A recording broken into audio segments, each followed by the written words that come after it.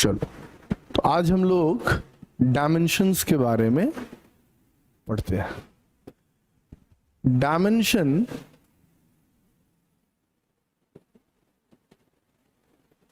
से हम लोग क्या समझते हैं?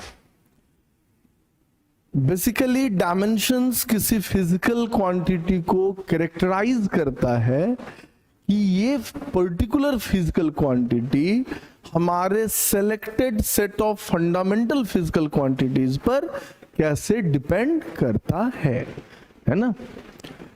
यानी अगर जैसे मैं कहूं कि एरिया, तो हम एरिया कैसा भी लें, वो जब भी होगा क्या होगा, लेंथ का स्क्वायर ही होगा। कैसा भी एरिया हम सेलेक्ट करें वो एरिया लेंथ का स्क्वायर ही होगा। जैसे एग्जांपल के तौर पर देख लो, अगर मान लो हमने सर्कल लिया यहां पे, तो सर्कल का एरिया क्या होगा, पाई आर स्क्वायर। अब यहां पाई एक नंबर है और ये रेडियस का स्क्वायर है। रेडियस हम लोग मीटर में मेजर करते हैं, लेंथ है, लेंथ का स्क्वायर आ गया। अगर मैं स्फेयर यूज करता तो एरिया कितना हो जाता, सरफेस एरिया स्फेयर का 4 पाई आर स्क्वायर आ जाता। फिर 4 पाई हमारा नंबर है और ये क्या आएगा, रेडियस, रेडियस का स्क्वायर क्या हो गया, लेंथ का स्क्वायर हो गया। अगर मैंने यहां पर एक रेक्टेंगल यूज किया तो क्या हो जाएगा, लेंथ इनटू विड्थ। लेंथ क्या है, लेंथ ही है, और विड्थ भी क्या है, एक लेंथ ही है, तो यह भी क्या देगा, लेंथ का स्क्वायर देगा। इसलिए कैसा भी एरिया हम देखें वो होगा क्या, लेंथ का स्क्वायर होगा। जैसे मैं वॉल्यूम ले लूं, ये वॉल्यूम क्या होगा, वॉल्यूम भी लेंथ का क्यूब होगा। अब कैसा भी हम लोग ज्योमेट्रिकल स्ट्रक्चर कंसीडर करें, कुछ रेगुलर स्ट्रक्चर अपने पास हैं, कौन कौन से, जैसे स्फेयर है, तो स्फेयर का वॉल्यूम क्या हो गया, 4/3 पाई आर क्यूब, है ना। जैसे यहां हमने सिलेंडर ले लिया, सिलेंडर का वॉल्यूम क्या हो गया, पाई आर स्क्वायर इंटू एच। तो अब इसमें देखो, यहां ये एक नंबर है, लेकिन यहां क्या है, रेडियस का क्यूब है। रेडियस का क्यूब होने का मतलब हो गया लेंथ का क्यूब हो जाना। यहाँ पे पाई एक नंबर है, लेकिन ये क्या है, रेडियस का स्क्वायर यानी लेंथ का स्क्वायर, और हाइट एक लेंथ है, तो ये भी क्या देगा, लेंथ का क्यूब देगा।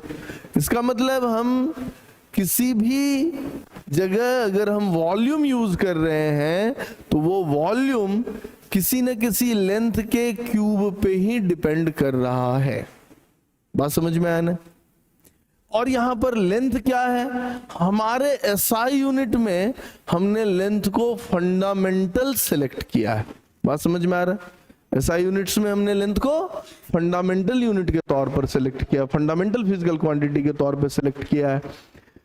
तो हम किसी भी फिजिकल क्वांटिटी को अपने सेलेक्टेड फंडामेंटल फिजिकल क्वांटिटीज के टर्म में जब एक्सप्रेस करते हैं, तो ऐसा करने के लिए हमें क्या करना पड़ता है, उस फंडामेंटल फिजिकल क्वांटिटी के पावर रेज करने होते हैं, है कि नहीं है।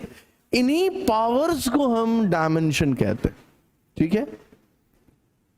किसी फिजिकल क्वांटिटी को किसी selected set of fundamental physical quantities के टर्म में जब एक्सप्रेस करते हैं, और ऐसा करने के लिए हमें उसके कुछ पावर्स रेज करने होते हैं, तो हम उन्हीं पावर्स को क्या कहते हैं, डायमेंशंस कहते हैं, ठीक है। अब हमने जो भी फंडामेंटल सेलेक्ट किया है, हमने फंडामेंटल्स के रूल्स बताए, है ना, कि फंडामेंटल सेलेक्ट करने के कुछ रूल्स हैं। उस रूल्स को मानते हुए जिसे भी हमने फंडामेंटल सेलेक्ट किया है, उसके जो भी पावर्स हम रेज करेंगे किसी भी फिजिकल क्वांटिटी को एक्सप्रेस करने के लिए, उन्हीं पावर्स को क्या कहते हैं, डायमेंशंस कहते हैं। क्लियर है। मान लो हमारे पास कोई ऐसा फिजिकल क्वांटिटी है x, और इसे एक्सप्रेस करने के लिए हमने क्या किया, मास, लेंथ और टाइम, इस तीनों को फंडामेंटल माना है। ये हमने अपने एसआई यूनिट्स में मास, लेंथ और टाइम को फंडामेंटल सेलेक्ट किया हुआ है। तो इसके कुछ पावर्स रेज हो गए, जैसे मान लो ए बी और सी पावर्स रेज हो गए, है ना। तो ये ए बी और सी क्या कहलाएंगे, इसके डायमेंशंस कहलाएंगे। किसके डायमेंशंस कहलाएंगे, इस क्वांटिटी एक्स के डायमेंशंस कहलाएंगे। बात समझ में आई कि नहीं है। हमने इसको इस रूप में लिखना शुरू किया। तो ये जो मैंने किसी फिजिकल क्वांटिटी को फंडामेंटल क्वांटिटीज के टर्म में लिखा, इस एक्सप्रेशन को कहते हैं डायमेंशनल फॉर्मूला। क्या कहलाया ये, डायमेंशनल फॉर्मूला। ठीक है, यहां पे m मास के लिए आया, l लेंथ के लिए आया, t टाइम के लिए आया। ये ए बी सी उसके पावर्स हैं, है ना। तो यही जो हमने यहां a b और c लिखा है, ये क्या है, ये एक्सपोनेंट्स हैं। किसके एक्सपोनेंट्स हैं, मास के, लेंथ के और टाइम के। और इन्हीं एक्सपोनेंट्स को हम क्या कहते हैं, डायमेंशंस कहते हैं। ये डायमेंशंस हो गए किसके, एक्स के। किसमें, इन मास, लेंथ एंड टाइम। बात समझ में आया कि नहीं आया, क्लियर है। तो यही एक्सपोनेंट्स डायमेंशन हो गया। किस क्वांटिटी का डायमेंशन हो गया, एक्स का। एक्स कोई भी क्वांटिटी है मान लेते हैं, है ना। और किसमें है उसका डायमेंशन, तो मास, लेंथ और टाइम में है उसका डायमेंशन। अब डायमेंशनल फॉर्मूला क्या हुआ, जब हम किसी फिजिकल क्वांटिटी को फंडामेंटल फिजिकल क्वांटिटी के टर्म में एक्सप्रेस करते हैं, तो जो उसके पावर्स के साथ उसको रिप्रेजेंट करते हैं, इस एक्सप्रेशन का क्या नाम है, डायमेंशनल फॉर्मूला नाम। ठीक है। और जब इस डायमेंशनल फॉर्मूला को फिजिकल क्वांटिटी के साथ हम इक्वेट करते हैं, तो इस इक्वेशन का क्या नाम है, डायमेंशनल इक्वेशन। ठीक है, what do we call it, dimensional equation. तो ये डायमेंशनल फॉर्मूला और डायमेंशनल इक्वेशन कैसे अलग है फिजिकल फॉर्मूला और फिजिकल इक्वेशन से, ये बात समझ में आ रही है। क्या सवाल है हमारा, सवाल ये है कि ये डायमेंशनल फॉर्मूला और ये डायमेंशनल इक्वेशन कैसे अलग हो जाएगा फिजिकल फॉर्मूला और फिजिकल इक्वेशन से। तो फिजिकल इक्वेशन फिजिकल करेक्टनेस को रिप्रेजेंट करता है। अगर हम कोई इक्वेशन लिख रहे हैं फिजिक्स में, तो वो इक्वेशन फिजिकली करेक्ट होना चाहिए। यानी उसमें जो फिजिकल क्वांटिटीज इन्वॉल्व हैं, उसके अगर एक्सपेरिमेंटल वैल्यूज हमने उसमें रखे, तो हमारा रिजल्ट सेटिस्फाई होना चाहिए। जैसे एग्जाम्पल के तौर पर काइनेटिक एनर्जी हम लिखते हैं हाफ mv²। अगर मैंने पार्टिकल का मास मेजर कर लिया, पार्टिकल की स्पीड मेजर कर ली, और इस फॉर्मूला में मैं उसे पुट कर दूं, तो मुझे उस पार्टिकल की क्या मिल जाएगी, काइनेटिक एनर्जी मिल जाएगी। हमने मेजरमेंट किसका किया था, मास का मेजरमेंट किया और स्पीड का मेजरमेंट किया, लेकिन हमने काइनेटिक एनर्जी का मेजरमेंट नहीं किया, काइनेटिक एनर्जी का इवैल्यूएशन किया। काइनेटिक एनर्जी को इवैल्यूएट किया just by putting the values of mass and speed in the physical equation. बात समझ में आ रही है। तो यहां से जो मुझे काइनेटिक एनर्जी हासिल होगा, ये काइनेटिक एनर्जी उस पार्टिकल का एसोसिएटेड काइनेटिक एनर्जी है, बिना मेजरमेंट के। काइनेटिक एनर्जी हमने मेजर नहीं किया, काइनेटिक एनर्जी हमने एक तरह से कैलकुलेट किया है फॉर्मूला यूज करके। अब डायमेंशनल फॉर्मूला में क्या बात है, अगर मान लो हमने मास और स्पीड को फंडामेंटल माना था, सपोज करो हमने फंडामेंटल सेलेक्ट किया मास, स्पीड और टाइम। अब इसमें हम काइनेटिक एनर्जी अगर लिखेंगे अगर मास, स्पीड और टाइम के टर्म में, तो ये काइनेटिक एनर्जी हो जाएगा mv⁻²। ठीक है, अब ये हमारा डायमेंशनल फॉर्मूला है। अब गौर से देखो कि ये फिजिकल फॉर्मूला है और ये डायमेंशनल फॉर्मूला है। अब अगर तुम इस डायमेंशनल फॉर्मूला में अपने मास और स्पीड का वैल्यू पुट कर दो, तो क्या तुम्हें काइनेटिक एनर्जी हासिल होगा? नहीं हासिल होगा। You will not get the correct value of kinetic energy, है ना। तो ये डिफरेंस है फिजिकल फॉर्मूला में और डायमेंशनल फॉर्मूला में, कि डायमेंशनल फॉर्मूला फिजिकल करेक्टनेस को नहीं बताता है।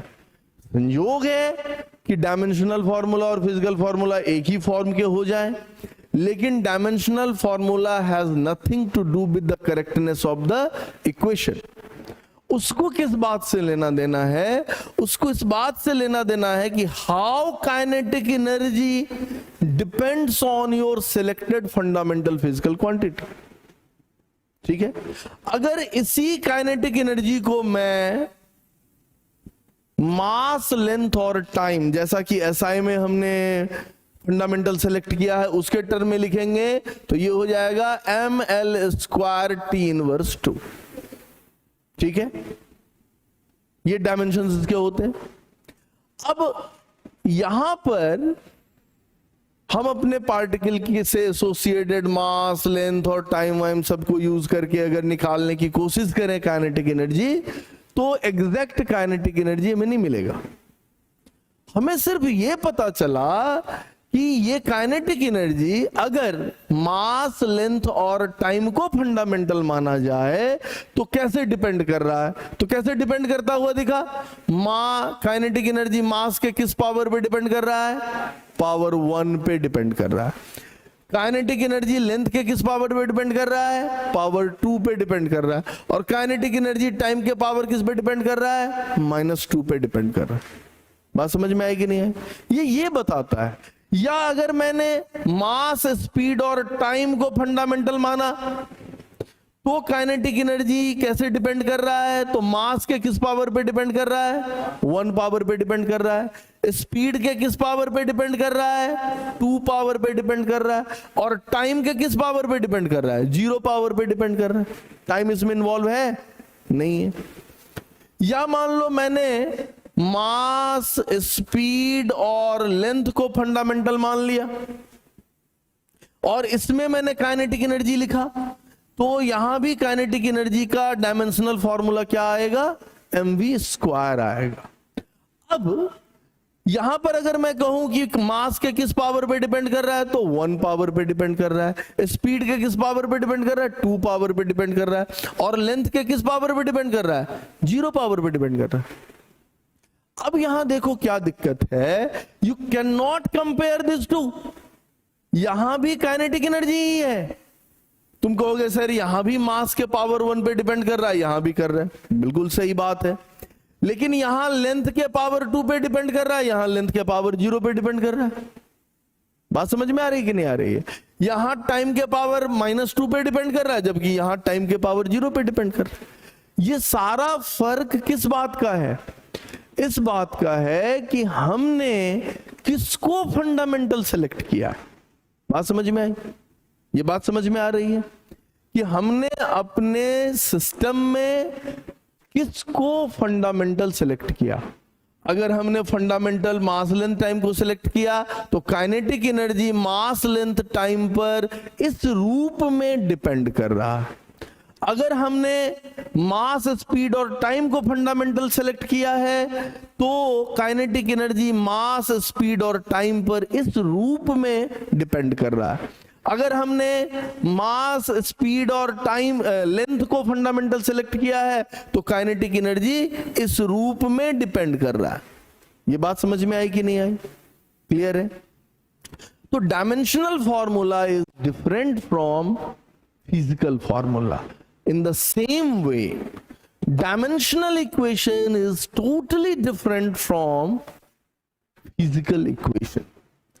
फिजिकल इक्वेशन के कंधे पर एक जिम्मेदारी है। क्या जिम्मेदारी है?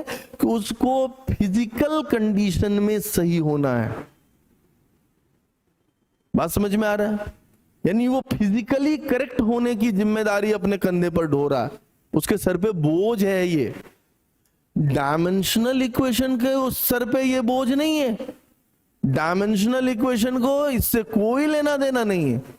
उसको उसके ऊपर किस चीज का बोझ है? उसके ऊपर सिर्फ इस बात का बोझ है कि कोई पर्टिकुलर फिजिकल क्वांटिटी हमारे सिलेक्टेड फंडामेंटल फिजिकल क्वांटिटी के ऊपर किस प्रकार निर्भर है, किस प्रकार डिपेंड कर रहा है। बात समझे कि नहीं समझे? ये क्लियर है? चलिए फटाफट इसे नोट कर लीजिए।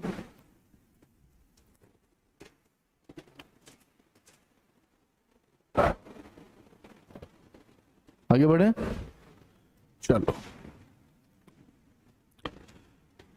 तो अब हम लोग ये तो समझ गए कि हाँ, हम डायमेंशनल इक्वेशन लिख सकते हैं, डायमेंशनल फॉर्मूला समझ रहे हैं, लेकिन ये क्या क्या चीज हमें बताता है?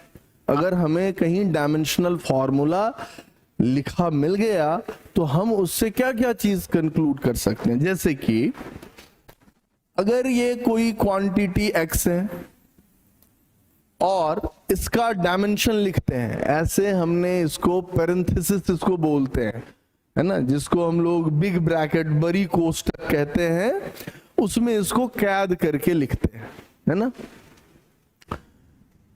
तो इसका मीनिंग हम लोग लगाते हैं कि ये बता रहा है कि dimension of a physical quantity x, ठीक है। मान लो हमने मास लिया, लेंथ लिया और टाइम ले लिया फंडामेंटल, ये तीन हमारे फंडामेंटल है। एसआई में हमने मास, लेंथ, टाइम को ही फंडामेंटल लिया, और भी है, चार और भी हैं, लेकिन ये तीन फंडामेंटल हमने लिए हैं। और इसके कुछ ना कुछ सर्टेन पावर्स रेज्ड हैं, A B C powers raised है। तो ये जो हमने अभी लिखा था, इसका मतलब तो क्लियर है कि ये डायमेंशनल फॉर्मूला है, ये डायमेंशनल इक्वेशन है। लेकिन ये बताता क्या है, क्या रेफर करता है? तो ये हमें बताता है, हमें ऐसे पढ़ना चाहिए, ऐसे समझना चाहिए कि x हैज ए डायमेंशंस इन मास। इसके क्या मतलब हुए, है ना? x has b dimensions in length, x has c dimensions in time, है ना। बात समझ में आई कि नहीं आई? कि ये मास, लेंथ और टाइम में ए, बी और सी डायमेंशंस हैं इसके। और क्या इसका मतलब? इसका सीधा सा मतलब ये है कि x जो है वो प्रोपोर्शनल है किसके? मास के। किस पावर के? a पावर के। x जो है वो प्रोपोर्शनल है किसके? लेंथ के b पावर के। और ये प्रोपोर्शनल है टाइम के किसके?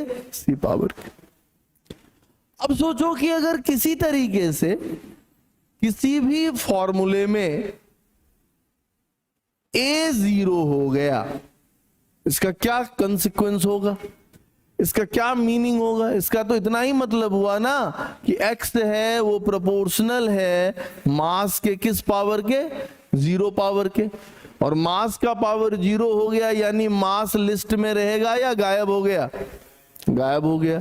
इसका मतलब क्या हो गया कि x जो है वो क्या हो गया? It is independent of mass. इसका क्या मतलब लगाएंगे हम लोग? कि मास से ये इंडिपेंडेंट है। अब जो तुम इसका एक लिखोगे, अब यहीं देख लो, चेक कर लो कि अगर मैंने कहा कि a 0 हो गया तो ये कितना होगा? m to the power 0 l to the power b t to the power c। तो अब आगे फर्दर हम क्या लिखेंगे?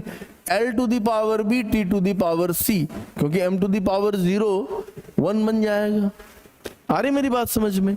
तो यहां पे इसका मतलब ये हुआ कि ये जो क्वांटिटी x है, ये क्वांटिटी लेंथ और टाइम पे तो डिपेंड कर रहा है, मास पे डिपेंड नहीं कर रहा है। तो जिसका भी पावर 0 चला गया जिस भी ये डायमेंशनल इक्वेशन में, इसका मतलब है कि वो इंडिपेंडेंट हो गया। अगर मान लो लेंथ पे L का पावर B है, B 0 हो गया, तो इसका मतलब X किससे इंडिपेंडेंट हो गया? लेंथ से इंडिपेंडेंट हो गया। अगर T का पावर C है, C 0 हो गया, इसका मतलब X जो है वो टाइम से इंडिपेंडेंट हो गया। क्लियर है ना? तो ये सारा इंफॉर्मेशन हमको सिर्फ डायमेंशनल फॉर्मूला लिखने से मिल जाता है। यानी क्वांटिटी का जो नेचर है, डिपेंडेंस का नेचर है, ये नेचर एक्सप्लोर हो जाता है डायमेंशनल एनालिसिस से। बात समझ में आ रही है? चलिए इसको फटाफट नोट करिए।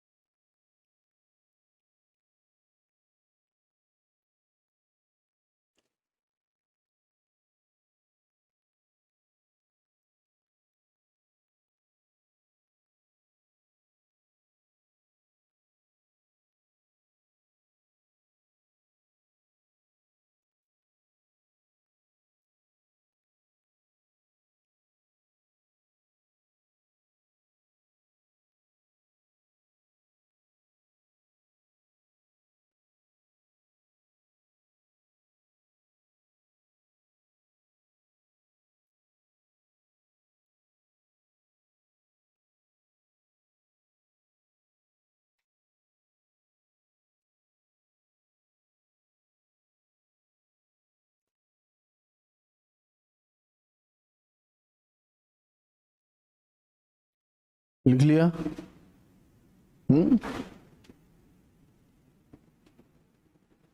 लिख लिए? चलो,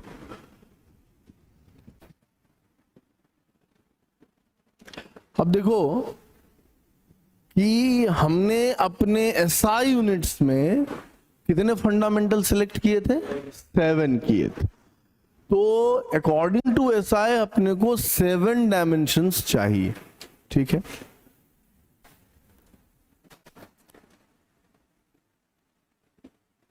तो फंडामेंटल फिजिकल क्वांटिटीज, उसके SI यूनिट्स और उसके dimensions.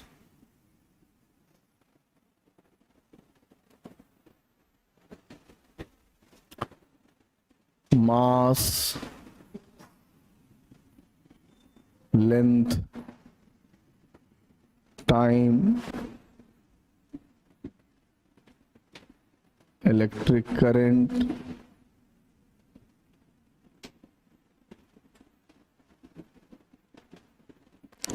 Temperature, amount of substance and luminous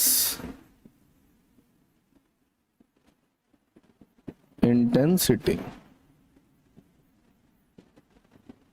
है ना? और इसके SI यूनिट्स हमें अच्छे से पता है। मास का कितना है? किलोग्राम। लेंथ का मीटर। टाइम का सेकेंड। इलेक्ट्रिक करंट का एम्पियर। टेम्परेचर का केल्विन। अमाउंट ऑफ सब्सटेंस का मोल। और ल्यूमिनस इंटेंसिटी का कैंडेला। अब इसके डायमेंशंस क्या होंगे?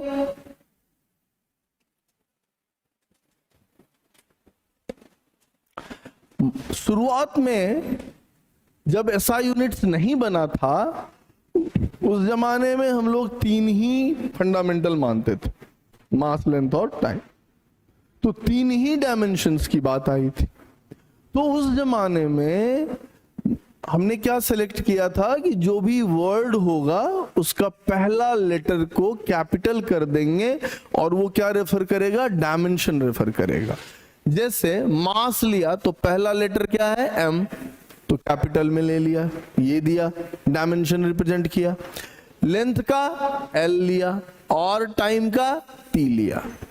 लेकिन जब हमने 7 फंडामेंटल फिजिकल क्वांटिटी सिलेक्ट किए, उस वक्त उसमें ये परेशानी हो जाती। क्यों? क्योंकि जैसे हम टेम्परेचर लिखते तो इसका भी तो पहला लेटर क्या है? टी है। अब एक टी टाइम, दूसरा टी क्या रिप्रेजेंट कर रहा है? ऐसा तो संभव नहीं है ना कि एक ही टी से 2 रिप्रेजेंटेशन होता। तो इसलिए लोगों ने अपने तरीके चेंज किए। ठीक है, कहा कि अब हम यूनिट को ही डायमेंशंस के तौर पर दिखाएंगे, है ना। यानी इलेक्ट्रिक करंट के लिए ए हो गया, टेम्परेचर के लिए के हो गया, अमाउंट ऑफ सब्सटेंस के लिए MOL हो गया यानी मोल, और ल्यूमिनस इंटेंसिटी के लिए कैंडेला हो गया यानी सिट। तो ये 7 डायमेंशंस हुए। MLT एज इट इज रह गया और बाकी इस तरह से यूनिट को ही एज ए डायमेंशन हम लोगों ने यूज करना शुरू कर दिया। अब यहां पर हम क्या करते हैं? इसको पैरेंथेसिस में कैद कर देते हैं, है ना। इसको ब्रैकेट में कैद कर दिया ताकि ये बताता रहे कि ये डायमेंशंस की बात की जा रही है। अब हम किसी भी फिजिकल क्वांटिटी को अगर एक्सप्रेस करते हैं तो हम इन्हीं की मदद से करेंगे as far as SI system is concern. ठीक है, हमें अगर किसी फिजिकल क्वांटिटी का डायमेंशंस लिखना है या यूनिट लिखना है तो मुझे क्या चीज पता होना चाहिए? समझो बात।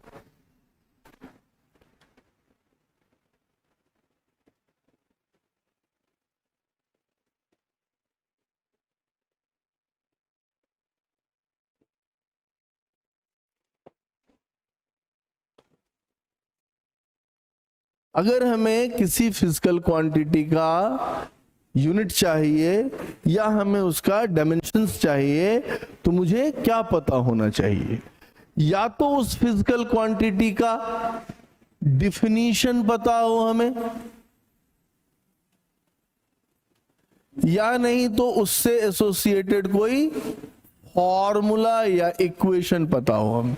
अब फॉर्मूला ही इनफैक्ट बोलेंगे, तो हमें फॉर्मूला पता होना चाहिए। क्लियर है? जैसे मैं कहूं कि P कोई फिजिकल क्वांटिटी है, P is defined as A to the power X per unit, B to the power Y per unit, C to the power Z। जैसे मैंने किसी फिजिकल क्वांटिटी को कैसे डिफाइन किया? A is defined as, P is defined as A to the power X per unit, B to the power Y per unit, C to the power Z। इसके क्या meaning होंगे? इसका मतलब ये होता है कि हम क्वांटिटी P को किसके रूप में डिफाइन कर रहे हैं? अब यहां ध्यान दो, यहां पर ये P, ये A, ये B और ये C, ये सब क्या है? ये सब के सब किसी न किसी तरह का फिजिकल क्वांटिटीज ही है ना। और यहां पर ये जो हमने लिखा यहां पे ये X, ये Y और ये Z, ये सब क्या है? ये सब पावर्स हैं, ये सब नंबर्स हैं। बात समझे कि नहीं समझे? ये सब कोई ना कोई नंबर होगा। तो इस डिफिनीशन से हमें क्या पता चलता है? तो ये डिफिनीशन हमें बताती है कि हम P को किस रूप में डिफाइन कर रहे हैं। पी को कैसे डिफाइन कर रहे हैं? पी को डिफाइन कर रहे हैं as A to the power X, यानी पी हमारा A to the power X है, लेकिन कब है? पर यूनिट, यानी अगर B to the power Y कितना हो जाए? 1 हो जाए, और C to the power Z कितना हो जाए? 1 हो जाए। बात समझ में आई? इसका यही मीनिंग है कि अगर P को मैंने कैसे डिफाइन किया? a to the power x per unit, b to the power y per unit, c to the power z, तो इसका मीनिंग ये हुआ कि हमने P को डिफाइन किया as a to the power x। P कितना होगा? a to the power x होगा। कब? जब b to the power y को क्या ले लेंगे? 1 ले लेंगे। c to the power z को क्या ले लेंगे? 1 ले लेंगे। बात समझे या नहीं समझे? है ना? इस स्थिति में ये डिफिनीशन है। यानी अगर मैं इससे इक्वेशन लिखना चाहूं P का, तो किस रूप में लिखूंगा? तो हम इसको लिखेंगे a to the power x upon b to the power y। जो पर यूनिट रखा जाएगा वो डिनोमिनेटर में होगा, लेकिन ये जो फिर per unit c to the power z है, ये किसके लिए पर यूनिट है? b to the power y के लिए पर यूनिट है, या a to the power x के लिए पर यूनिट है? ये a to the power x के लिए पर यूनिट है, यानी उसके डिनोमिनेटर में आएगा। तो यहां ये मल्टीप्लाई हो जाएगा और हो जाएगा c to the power z। Clear है? ये बात समझ में आ रही है? तो ये यहां हमने इस डिफिनीशन से क्या निकाल लिया? ये हमारा डिफिनीशन था, है या नहीं है? और ये हमारा क्या है? इक्वेशन है, फॉर्मूला है। हम इस डिफिनीशन से इस इक्वेशन तक पहुंच गए। अब अगर मैं तुमसे पूछूं कि अब बताओ P का यूनिट क्या होगा, तो अगर मैं कहूं कि यूनिट ऑफ P क्या होगा, तो बोलो क्या होगा? ये होगा यूनिट ऑफ A का कितना power? x divided by unit of B का power y into unit of C का पावर z। समझ में बात आई कि नहीं आई? अगर कोई हमसे पूछे कि डायमेंशन ऑफ P कैसे बताइएगा, तो सिंपल, एक बार मेरे हाथ ये फॉर्मूला लग जाए, उसके बाद कहना बहुत आसान हो जाता है। क्या हो जाएगा? ये डायमेंशन ऑफ A का पावर कितना? x, डायमेंशन ऑफ B का कितना पावर? y, और डायमेंशन ऑफ C का कितना पावर? z। क्लियर है?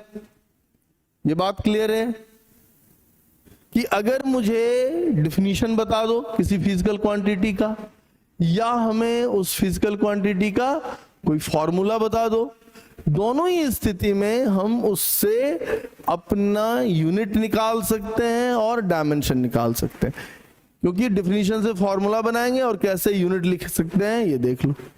इतनी बात समझ में आ गई? चलिए फटाफट नोट कर लीजिए।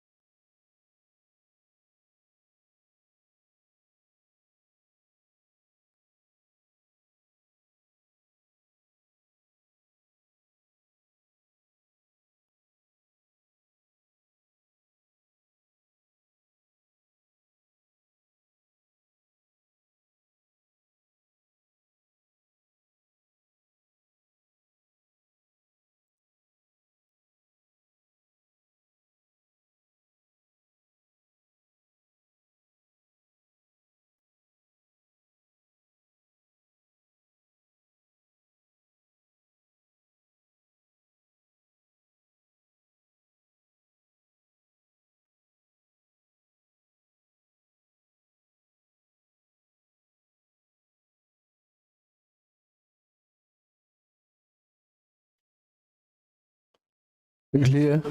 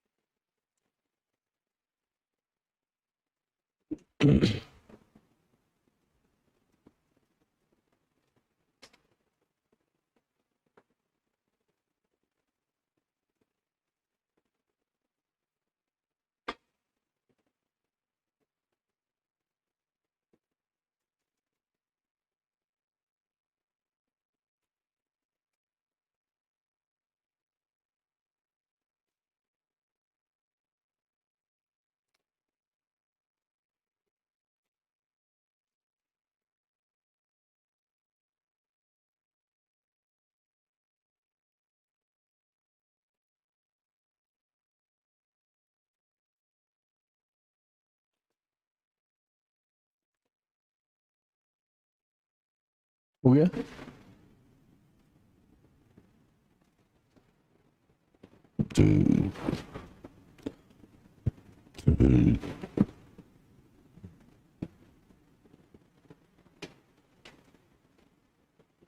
लिख लिया?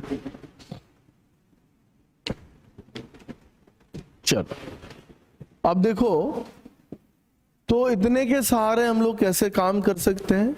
जैसे हम लोग एक प्रॉब्लम ले रहे हैं कि density is defined as mass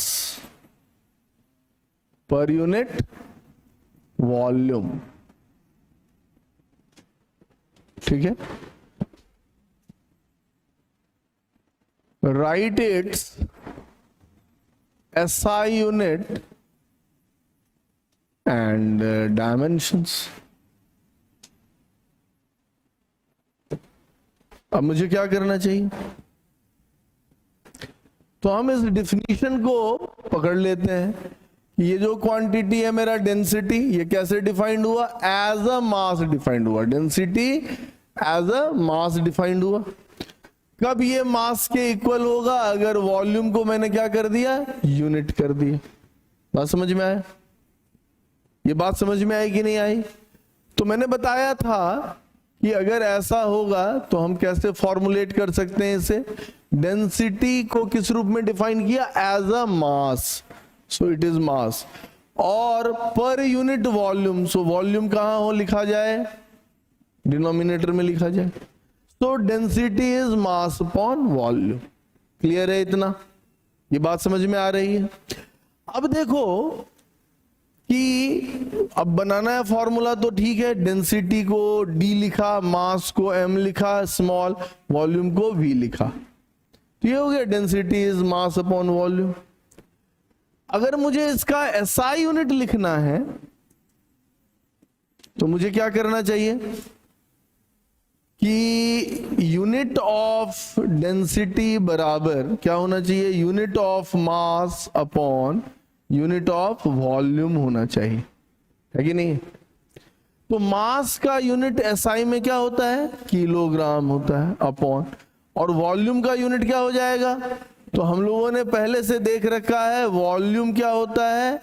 length का पावर 3 होता है, हाँ या ना? तो लेंथ का यूनिट हो गया मीटर, तो ये हो जाएगा मीटर क्यूब। तो हम लिखेंगे kilogram upon metre cube, so it is kilogram per metre cube, या kilogram metre inverse 3, kilogram metre inverse 3। ठीक है, एनसीईआरटी में अपेंडिसेस हैं, उसमें आप देखिएगा कैसे यूनिट लिखा जाता है, कैसे डायमेंशंस लिखा जाता है, और उसके क्या रूल्स होंगे, ये तमाम डिस्कशंस वहां किए गए। ये कौन है जो ये सारे रूल्स तय करता है ना? तो हमारे पास एक संस्था है, जैसे केमिस्ट्री में एक संस्था है IUPAC, उसी तरह से International Bureau of Weights and Measures. ठीक है, यही वो संस्था है जो ये सारे रूल रेगुलेशंस तय करती है कि हम कैसे यूनिट लिखें, कैसे डायमेंशंस लिखें और कैसे उसको पढ़ें। यहां दो यूनिट, जैसे किलोग्राम अलग यूनिट है और मीटर अलग यूनिट है, दोनों के बीच में एक स्पेस चाहिए, है ना। तो इस तरह अलग अलग करके लिखते हैं। अगर मुझे इसका डायमेंशन लिखना है तो डायमेंशन ऑफ डेंसिटी क्या लिखूंगा मैं? डायमेंशन ऑफ मास लिखना होगा, तो ये तो मास आ गया, m से लिखेंगे। वॉल्यूम के लिए क्या डायमेंशन यूज करेंगे? L to the power 3 use करेंगे। So here it is L to the power 3। ये क्या हो गया? m L इनवर्स 3 हो गया। तो ये इसके डायमेंशंस हो गए।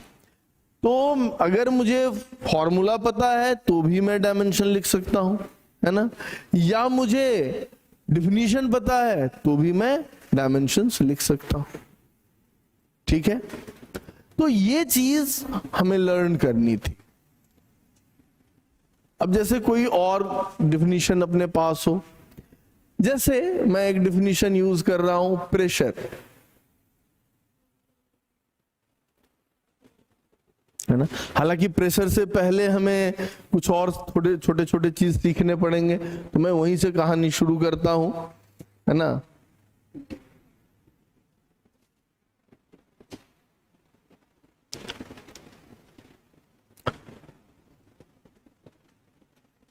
जैसे डिस्टेंस, तो डिस्टेंस क्या है? डिस्टेंस क्या है? It is a length, path length, है ना। हम किसी रास्ते से, हम इस रास्ते से यहां आए, तो ये जो रास्ते की पूरी लंबाई है ये क्या कहलाता है? डिस्टेंस कहलाता। तो जाहिर बात है कि डिस्टेंस क्या है? एक लेंथ है, हाँ या ना। अगर लेंथ है तो इसकी एसआई यूनिट क्या लिख दें? मीटर, और इसका डायमेंशन क्या लिख दें? एल। बात समझे या नहीं समझे? और डिस्प्लेसमेंट अगर है तो हम लोग डिस्प्लेसमेंट कैसे डिफाइन करते हैं? ये इनिशियल पोजीशन है पार्टिकल का और ये फाइनल पोजीशन है। इनिशियल पोजीशन से फाइनल पोजीशन तक जो वेक्टर ड्रॉ करते हैं वो वेक्टर क्या कहलाता है? डिस्प्लेसमेंट कहलाता है। तो उस लिहाज से भी डिस्प्लेसमेंट क्या हो गया? एक लेंथ हो गया। ठीक है, और अगर ये लेंथ है तो इसका यूनिट मीटर और इसका डायमेंशन एल हो जाएगा। ठीक है, चलो मोटे तौर पर वेलोसिटी अगर हम लोग कहें तो कैसे डिफाइन करते हैं वेलोसिटी? Displacement by time. अभी बहुत एग्जैक्ट फॉर्मूला या डिफिनीशन की जरूरत नहीं है। ओवरऑल भी अगर कोई बात, मोटा मोटी बात भी हमें पता है तो हम बड़े आराम से निकाल सकते हैं। तो क्या आ जाएगा? Velocity displacement by time. हालांकि तुम्हें पता होगा ये एवरेज वेलोसिटी डिफाइंड होता है ना। वैसे ये कैसे डिफाइन होता है? एवरेज वेलोसिटी के तौर पर। लेकिन यहां काम कर जाएगा क्योंकि हमें बहुत डिटेल्स ऑफ फिजिक्स नहीं जानना, डिटेल्स इन फिजिक्स नहीं जानना है इसके। हमें क्या जानना है इसके कि कैसा ये रिप्रेजेंट हो रहा है, तो क्या यूनिट लिखा जाए, क्या इसके डायमेंशंस दिए जाए।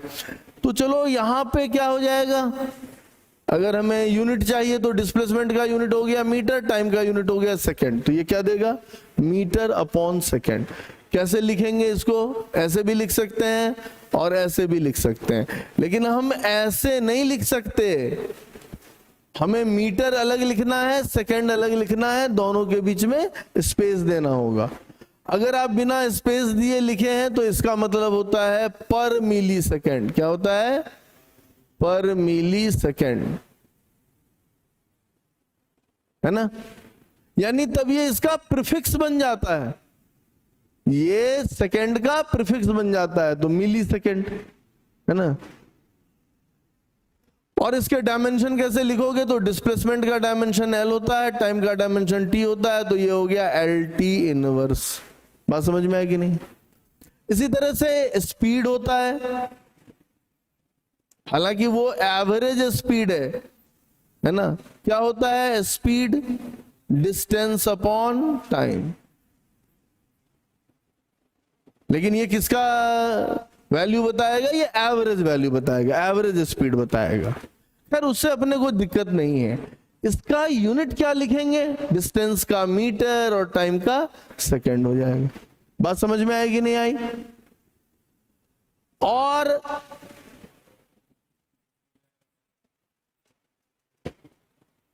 थोड़ा गैप देना है, ये ध्यान में रखना है ना।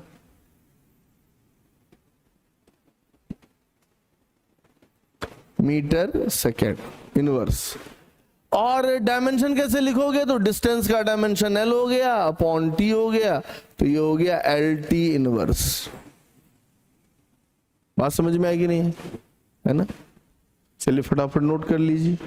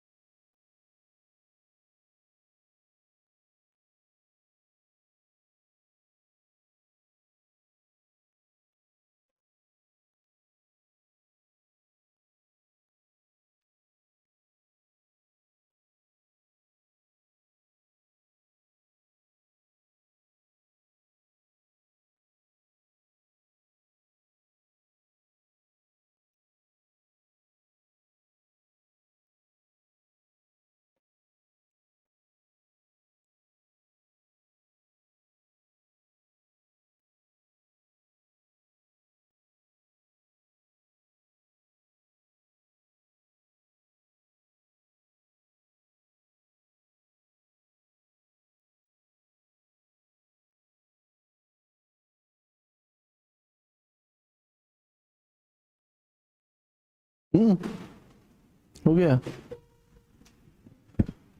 चलिए तो और इसमें हम लोग कुछ ऐड करें, जैसे एक्सेलरेशन। एक्सेलरेशन हम लोग कैसे डिफाइन करते हैं, change in velocity divided by time interval. हालांकि ये एवरेज एक्सेलरेशन का डेफिनेशन है कि change in velocity upon time interval, लेकिन अपना काम इससे निकल जाएगा। तो इसका एसआई यूनिट अगर लिखना है तो कैसे लिखेंगे एक्सेलरेशन के लिए? अच्छा, चेंज इन वेलोसिटी। तो चेंज इन वेलोसिटी का क्या मतलब हो गया, final velocity minus initial velocity. तो वेलोसिटी में से अगर वेलोसिटी को माइनस करेंगे तो जो बचेगा वो भी तो वेलोसिटी ही होगा। आई बात समझ में कि नहीं? इसीलिए यूनिट चेंज इन वेलोसिटी के वही यूनिट होने हैं जो वेलोसिटी के यूनिट होने हैं। तो ये मीटर पर सेकेंड अपॉन सेकेंड, सो ये हो गया मीटर पर सेकेंड स्क्वायर। और इसके डायमेंशन अगर लिखे तो कैसे लिखेंगे? LT inverse upon T, so it is LT inverse 2। बात समझ में आई कि नहीं आई? चलो, और अब बारी है फोर्स की। तो फोर्स को क्या लिखोगे? मास इंटू एक्सेलरेशन, है ना। तो अगर मुझे इसका ऐसा यूनिट लिखना होगा तो मास का ऐसा यूनिट क्या लिखूंगा? किलोग्राम। और एक्सेलरेशन का ऐसा यूनिट क्या लिखूंगा? मीटर पर सेकेंड स्क्वायर, है ना। और इसका डायमेंशन अगर लिखना हो, फोर्स का डायमेंशन, तो क्या लिखूंगा मैं? मास का m हो गया और एक्सेलरेशन का LT इनवर्स 2 हो गया। तो ये हो गया MLT इनवर्स 2। बात समझ में आई कि नहीं आई? अब इसी किलोग्राम मीटर पर सेकेंड स्क्वायर को हम लोग क्या कहते हैं? न्यूटन कहते हैं। इसी किलोग्राम मीटर पर सेकेंड स्क्वायर को क्या कहते हैं? न्यूटन कहते हैं। अब हमने अपने साइंटिस्ट को ऑनर दिया, ठीक है, यूनिट बना करके, लेकिन साइंटिस्ट के नाम में पहला लेटर स्मॉल लिख के लिखोगे तो वो यूनिट आएगा, है ना, वो कैपिटल नहीं लिखना है, ठीक है। चलिए,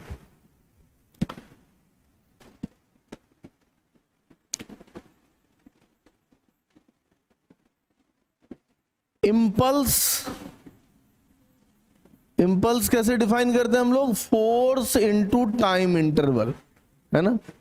impulse is defined as force into time interval. तो इसका ऐसा यूनिट क्या लिखूंगा मैं? अब मैं फोर्स के लिए न्यूटन ही यूज करने वाला हूं। हालांकि जब बोला जाए कि नहीं आप बेस यूनिट के टर्म में लिखिए, तो ठीक है, मैं बेस यूनिट के टर्म में लिख दूंगा।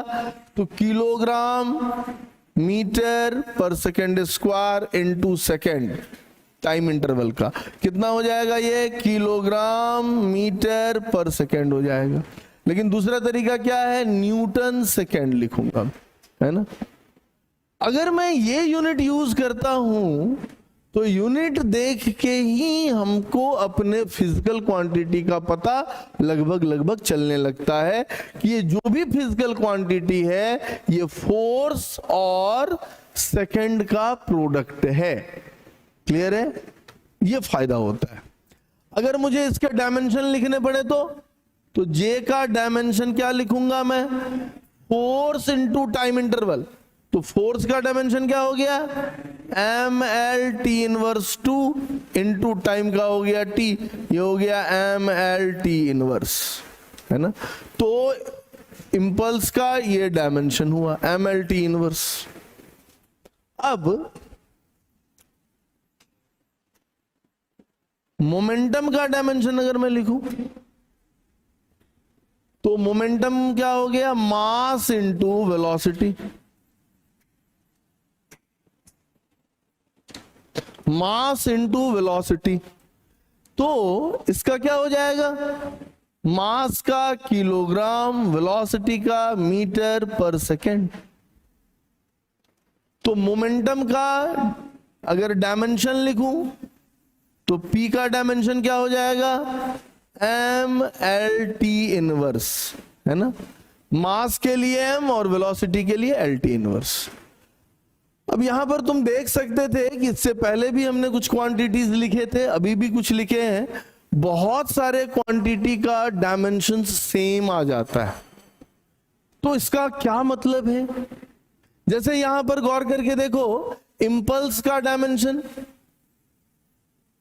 इंपल्स का डायमेंशन और मोमेंटम का डायमेंशन क्या आ गया? सेम आ गया, MLT इनवर्स। हाँ या नहीं? ऐसा हो सकता है ना, इसमें कोई बड़ी बात नहीं है। इट मे बी कि different physical quantities may have same dimensions, बस इसका इतना ही मतलब है कि वो दोनों क्वांटिटी जिसके डायमेंशन सेम है वो फंडामेंटल के ऊपर में उसके डिपेंडेंस आइडेंटिकल है, बस इतनी सी बात है ना, और इसमें कोई खास बात नहीं है। जैसे हमने डिस्टेंस लिखा और डिस्प्लेसमेंट लिखा, दोनों के डायमेंशन सेम आए थे, है ना, कितना आया था L। स्पीड लिखा हमने और वेलोसिटी लिखा हमने, दोनों के डायमेंशंस क्या आए थे, सेम आए थे, है ना। तो ऐसे बहुत सारे क्वांटिटीज के डायमेंशंस सेम आते हैं, आप उन्हें कलेक्ट कर सकते हैं, ठीक है। उससे कई एक बार सवाल पूछा गया है ना, कि किस सेट के डायमेंशन सेम होंगे, या फिर फिजिकल क्वांटिटी ए का जो डायमेंशन है वो इनमें से किनका डायमेंशन है, ABCD दिया रहेगा करके ऑप्शन, है ना। तो आप ऐसे डायमेंशंस के लिस्ट बना सकते हैं जिनके डायमेंशंस आइडेंटिकल होते हैं, ठीक है। ऐसे क्वेश्चंस पूछते जाते। तो हम लोगों ने जो आज लर्न किया, इसमें क्या ये चीज सीखा कि अगर मुझे कोई फॉर्मूला पता है या कोई डिफिनीशन पता है तो हम उसको यूज करके फिजिकल क्वांटिटी के डायमेंशंस और यूनिट लिख सकते हैं। बात समझ में आई कि नहीं आई? तो हमारे पास जो फिजिकल क्वांटिटीज हैं, आप उनके डायमेंशंस अगर जानना चाहते हैं तो उसका डिफिनीशन पता करिए, उसका फॉर्मूला पता करिए, ठीक है। बात समझ में आई? जितने डिफिनीशंस और जितने फॉर्मूला आपको पता होंगे वो सारे फिजिकल क्वांटिटी के आप डायमेंशंस लिख सकते हैं, ठीक है। अब मैकेनिक्स से फिजिक्स के दूसरे ब्रांच में अगर जाना है, जैसे इलेक्ट्रोस्टैट्स है, मतलब इलेक्ट्रोमैग्नेटिज्म है, या फिर ऑप्टिक्स है, या फिर थर्मोडायनामिक्स है, या वेव्स है, मैं किसी भी अलग अलग टॉपिक में अगर जाऊं तो वो कौन कनेक्टिंग लिंक होगा हमारा जिससे कि वहां के भी डायमेंशंस हम आसानी से लिख सकें, तो वो दो कनेक्टिंग लिंक है। एक है फोर्स और दूसरा है एनर्जी, ठीक है। हाँ, फोर्स एंड एनर्जी। फोर्स का डायमेंशन, चाहे वो कैसा भी फोर्स हो, अगर वो रियल फोर्स है तो, real in the sense force है तो, जैसे एक टर्म है इलेक्ट्रोमोटिव फोर्स, अब नाम में तो फोर्स है लेकिन वो फोर्स है नहीं। तो अब हमने पूछा कि इलेक्ट्रोमोटिव फोर्स के डायमेंशन बताओ, तुमने फोर्स पकड़ लिया और लिख दिया MLT इनवर्स 2, तो ये गलत हो जाएगा। लेकिन फोर्स जितने सारे हैं उन सब के डायमेंशन सेम होंगे, MLT इनवर्स 2। अगर मैं कुछ नाम ले लूं, इलेक्ट्रिक फोर्स ये डायमेंशन, मैग्नेटिक फोर्स ये डायमेंशन, ग्रेविटेशनल फोर्स ये डायमेंशन, न्यूक्लियर फोर्स यही डायमेंशन, कोई फोर्स होगा डायमेंशन यही होगा, है ना। अब जैसे कुछ और टेक्निकल नेम होते हैं, सेंट्रीपिटल फोर्स यही डायमेंशन, सेंट्रीफ्यूगल फोर्स यही डायमेंशन, इलेक्ट्रोमोटिव फोर्स नहीं, उसका नहीं होगा क्योंकि वो फोर्स नहीं है बेसिकली, है ना। उसी तरह से एनर्जी पूरे फिजिक्स में कहीं भी हो, सबके डायमेंशन सेम होंगे, mL² T इनवर्स 2 यही डायमेंशन होंगे पूरे फिजिक्स में। कहीं भी हम एनर्जी यूज करें यही होगा, मैकेनिकल एनर्जी यही, इलेक्ट्रिकल एनर्जी यही, केमिकल एनर्जी यही, हीट एनर्जी यही, सेम डायमेंशन होंगे। बात समझ में आ रही है? ये बात समझ में आ रही? काइनेटिक एनर्जी यही, पोटेंशियल एनर्जी यही। तो ये एक कनेक्टिंग लिंक बन जाता है किसी भी दूसरे ब्रांच ऑफ फिजिक्स में इन करने का, और यहां से हम कनेक्ट करके और सारे फिजिकल क्वांटिटीज के डायमेंशंस निकाल सकते हैं, जिसके बारे में हम लोग लेटर ऑन एक्सप्लोर करेंगे। और उसके बाद हम लोग एप्लीकेशंस देखेंगे कि हम डायमेंशंस पढ़ते ही क्यों हैं, क्या इसके एप्लीकेशंस। Okay, thank you.